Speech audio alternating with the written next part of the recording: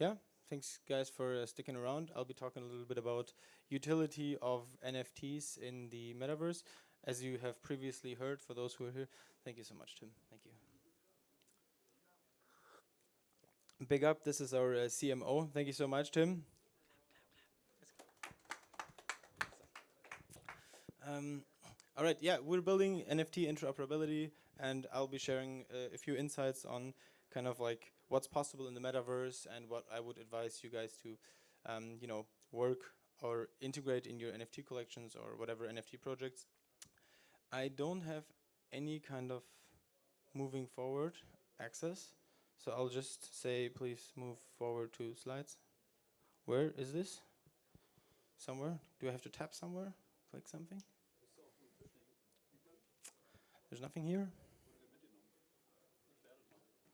It's fine. I'll just say next and then you move over because we do have some visuals to make this more exciting than just myself sprinting up and down this stage.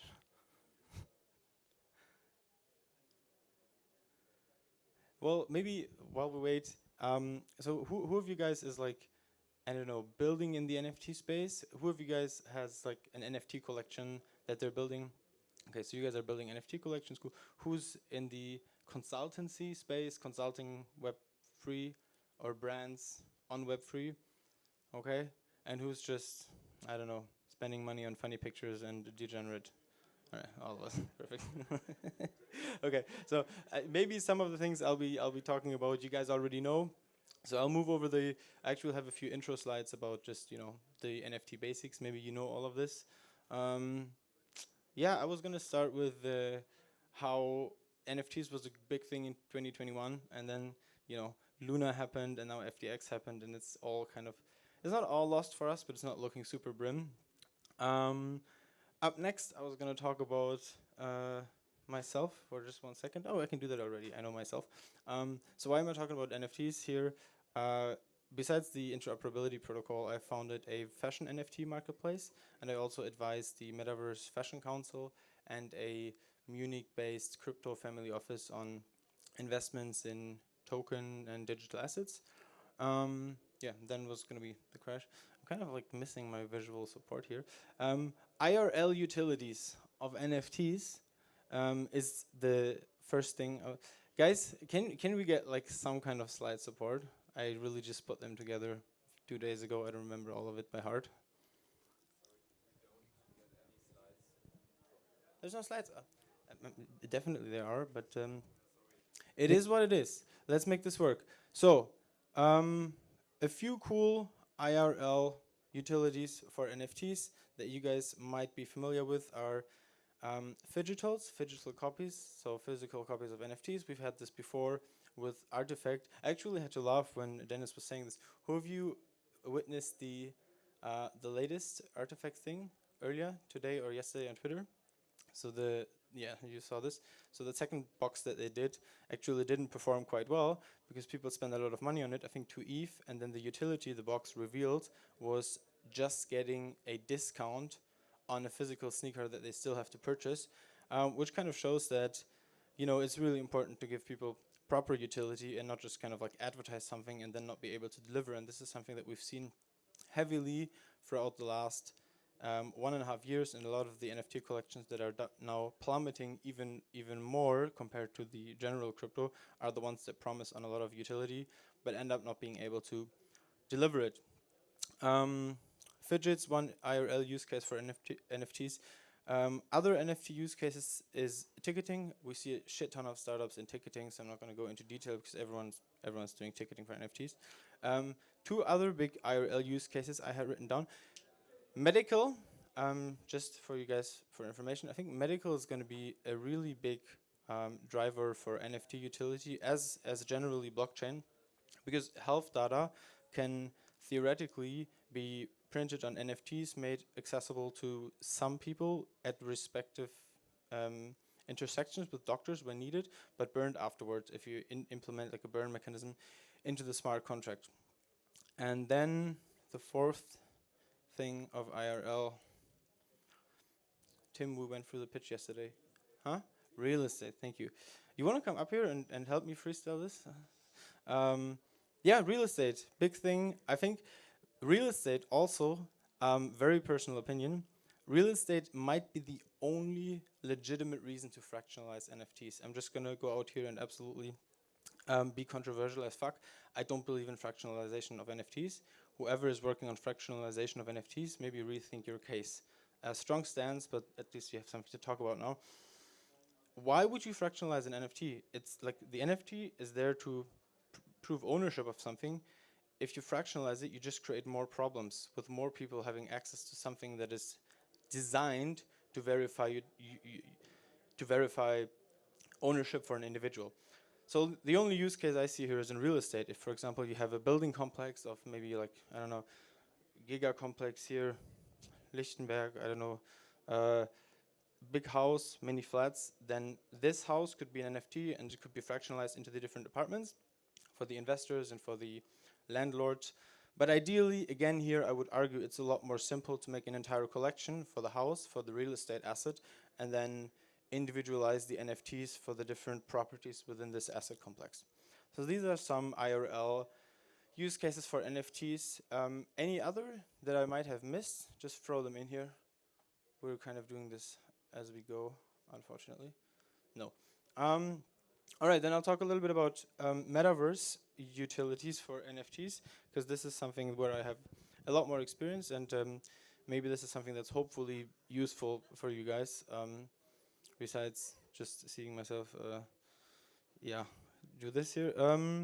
Metaverse utilities that we have seen already are obviously fashion with Artifact, people being able to utilize NFTs in the metaverse. Unfortunately, however, this is currently heavily advertised, but not automatically usable for everyone. So just because you have a fashion NFT, Dolce & Gabbana is actually a great example. They had this giga drop for 6 to 7. Is that funny? Yeah. Okay, all good. I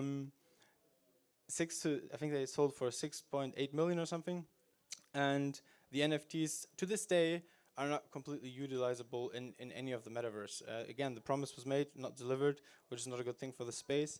One of the reasons why we're here with Star Protocol to kind of make this possible for people. So fashion is a big thing.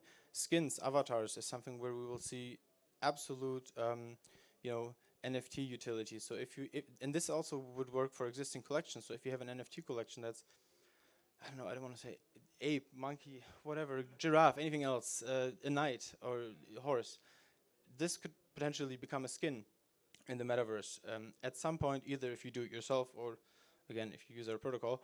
So fashion, avatars, and here's something that's a little bit more exciting and maybe, hopefully, something for you to take home and think about. Hidden traits could theoretically and practically, in some cases already, integrated into NFTs and into NFT collections, into smart contracts, in order for, ooh, yes. Yeah, sorry for this. No worries, it's all good. We made it. So we skipped myself, we skipped the crash, nobody wants to talk about that. Those are the, oh, there we go. Okay, we still have some more things. Hidden traits. Not only can NFTs give you surprise access to certain areas in the metaverse, they can also, for example, trigger specific events all of a sudden. So just an example, let's say you have an NFT collection, I don't know, crazy blue giraffes, they become skins in the metaverse, or even if you use another skin, you still have the NFT in your wallet while you play the metaverse game. And then if you just walk past someone else at an event that has the giraffe, all of a sudden you could both for 1 second turn into the giraffe, and it would be, I don't know, hilarious because you're both part of the community. Or I don't know, the existing skin turns blue, or you turn into the giraffe and something special happens that no one has seen before. Maybe if you randomly meet another giraffe NFT holder, you both turn into the giraffe all of a sudden, boom, and there's like an animation and a dance, I don't know, and you get 0.0001 Bitcoin or whatever because it's an Easter egg. So all of these things could be exciting additional utilities. And then lastly, this is kind of alongside the lines of fashion and skin because it's a visualization. Objects, pets, mobility, weapons, anything that's something to theoretically tangibly touch in the metaverse can have this utility of actually being usable. So again, I don't know, blue swords or shiny armor, all of these things. Now, what's one of the big challenges with making this utility possible in the metaverse is the visualization of assets. Because there is a lot of different metaverses and they all look very different. Surely you guys are familiar with these two, the Decentraland visualization of an asset and the sandbox visualization of an asset. Big number, over 150 metaverses currently exist. Some say it's even more. I think there was a McKinsey report saying it's like a few thousand, but I mean, they also account for all of the ones that are completely trash and underdeveloped. There's 150 more or less mentionable ones, and even out of these 150, not all of them are great. Point I'm trying to make here is there's going to be a multitude of different metaverses. These are already out there, and there's going to be even more that are still currently developed. Now, how, if you are an NFT collection owner, or if you are a consultant working with a company that wants to move into the metaverse, how can you bring this previously discussed utility into the metaverses? So there's three options that you have. First, quite obvious, you can partner with the metaverses directly. So you can reach out to the sandbox, like a lot of the brands are doing it, and say, Gucci, I'm doing the vault here, let's collaborate, let's make this a usable asset in your metaverse. Move to any of the other metaverses. Or you could partner with an infrastructure company such as ourselves. We do have many competitors I'm sure that you can reach out to, and they will do the infrastructure and interoperability of the assets for you. And then lastly, you can just kind of like sit it out and wait what happens and hope for the best and hope that at some point, NFTs are just going to magically work in all of the metaverses by themselves. Disclaimer, that's not going to happen. So real quick, this is just an overview of kind of like the metaverses we work with, by the way. I think it's 17 by now. These are like the biggest names that are relevant for you guys to potentially utilize for your NFTs. And I also have a little Easter egg, and I think I have a few minutes for this left.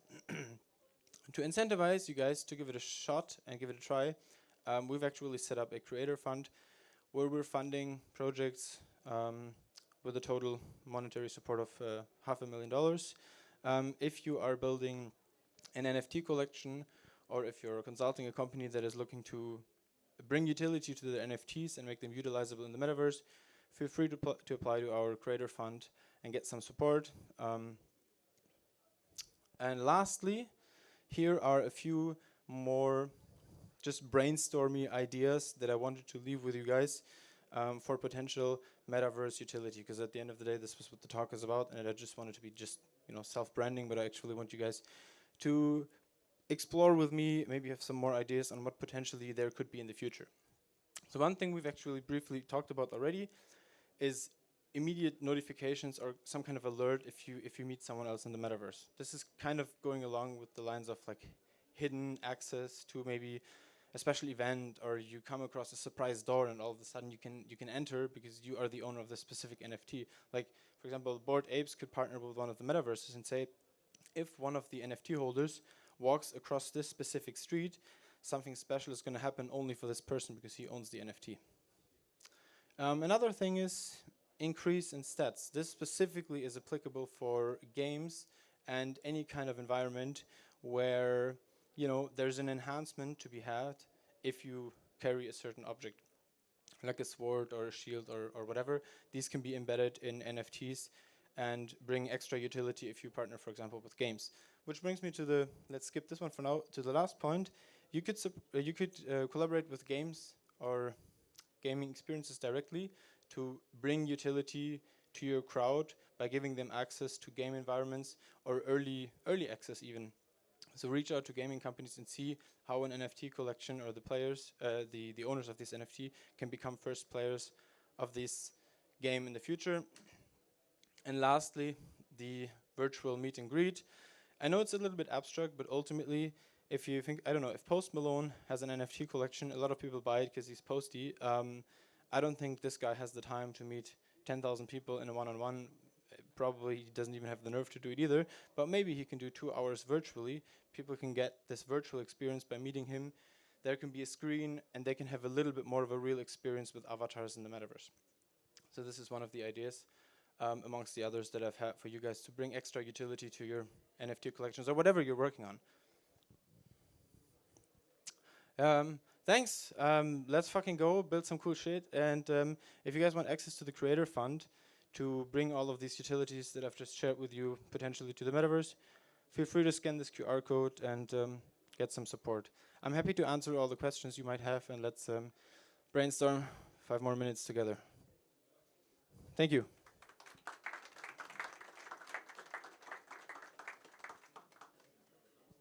You had a question? Yeah?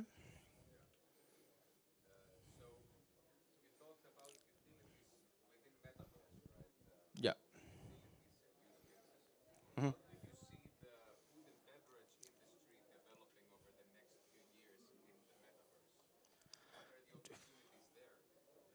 That's a great question, my man. I don't work and I have never worked in foods and beverages. I eat food and beverage. I let me think about it. Give me 10 seconds. I think we're like 20, 30, maybe 50 years from having virtual food that can be nutritious for us. Maybe this is never going to happen, probably at some point, but not in the near future. However, a use case that I do see is, for example, supermarkets. Like supermarkets could be accessible in the metaverse. Like you could purchase a piece of land, rent a piece of land, build a supermarket, have it accessible for users, and just do virtual shopping, right? Because you can like the experience could be more fun, or you can kind of like you can even, I don't know, fucking tokenize it, right? People go to the Rewe store, it's a virtual Rewe store, they do all of the things, they buy all the things in the basket, and the more time they spend in the store, they get something extra. So you digitalize or you tokenize these, like, I don't know what are the points called. You know, the points at the end when you pay and you always say I don't need them. If it was tokens, maybe you would, you know. So that's one of the ideas I have on the spot. Surely there's more. Yes.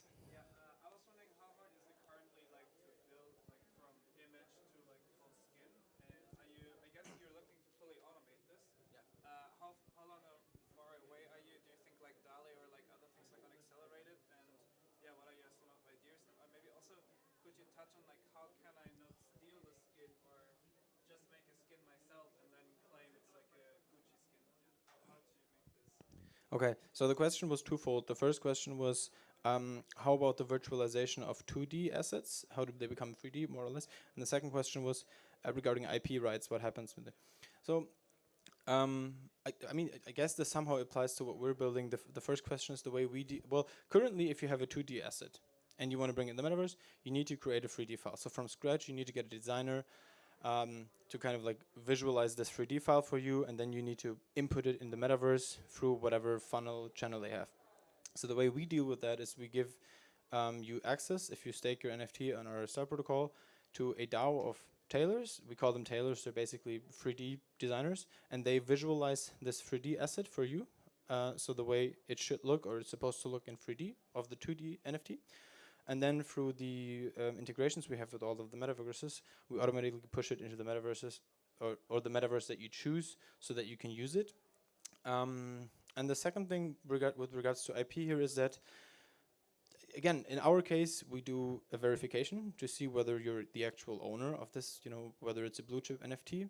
And if we go a step further and we allow you to rent it out to other people, then obviously you would have to verify this in terms and conditions as well. And to give a more broader answer on the overall market, again, controversial opinion, but maybe just something to kind of like stir the pot. I think long-term IP is dead because, you know, people will rip off shit whenever they can. They already do this. I mean, look at Louis Vuitton, right? You have a bunch of Louis Vuitton stores all around the world, and then you still have people rocking Louis Vuitton that's definitely real on Kudam up and down, right? It's happening in fashion, it's happening everywhere else. It will happen inevitably in the metaverse. There's going to be real Gucci pieces and there's going to be fake Gucci pieces. And the only denominator between these two is going to be if you can actually verify and track it on the blockchain, whether this is a real IP deserved Gucci NFT or whether that's an absolute ripoff. And I actually think that's totally fine. Because if you look at it currently, to draw the metaphor to IRL, if you walk along the street, there's two people wearing a Louis Vuitton. One is fake and one is real. Most of the times you can tell without having to check the bag. And it's going to be the same in the metaverse. If you see someone, genuine OG, 100K Twitter followers, rocking a Bored Ape skin in the metaverse, it'll be real. Some other dude, probably not. Thank you.